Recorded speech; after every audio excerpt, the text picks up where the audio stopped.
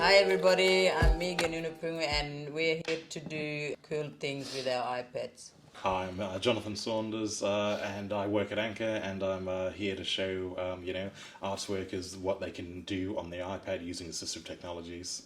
Hi everybody, my name is Bruce Unum, and I'm training for iPad. Thanks for stopping by before, coming to the Anchor office before you head out to the art centres. Today we're going to learn about using, assistive technologies on the iPad and, how to use, technologies like voice to text, but, I'm not going to explain it to you. I think the iPad can tell you yourself. Okay, cool. Hey there, it's the iPad here. Would you like to learn a bit about what I can do with assistive technology? I can do a lot of things that could help you in your art centre. Today we'll have a look at general assistive technologies and magnifying, text to speech, speech to text, PDF to speech, and then wrap it all up. Hey, my old friend John, can you show them? Not a problem, iPad. You also have inbuilt apps and technologies on your phone as well. Much if you've got an Apple phone, then they're going to be exactly the same as they are on the iPad. Maybe the Android devices, you might need to download some of them, or they might work slightly different, but a lot of phones will have, again, that, the ability to, do text to speech or speech to text and many other, great accessibility features. Assistive technologies are technologies that are built into your devices like the iPad or the phone that will assist with reading and writing. One of the ones we'll look at now is text to speech, which is used to read the text on your screen and speak it back to you. This could be really great if you're having trouble reading the words on the screen, or if you're trying to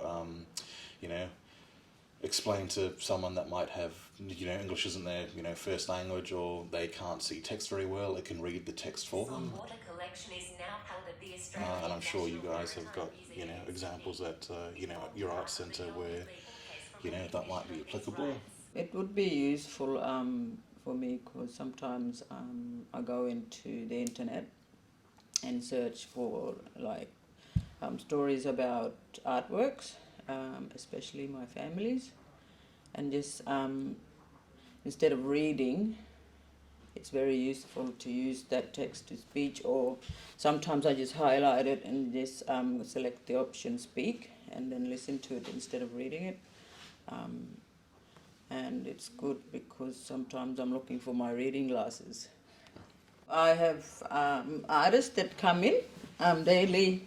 Sometimes they want to know about the previous meeting that we had, and it's always good to use the text to speech. So instead of me reading it, they can just listen to it. John, I have an old lady who is deaf. How would I go about helping her with some of the inquiries that she comes in to ask me for? There is another function on the iPad where it can take spoken word and then make it into text. So, if that old lady, can't hear too well, the audio side of things, she can, at least if she has trouble, typing things out, she can speak it to the iPad, and the iPad will actually dictate and write out what she says. How do you record it on my iPad?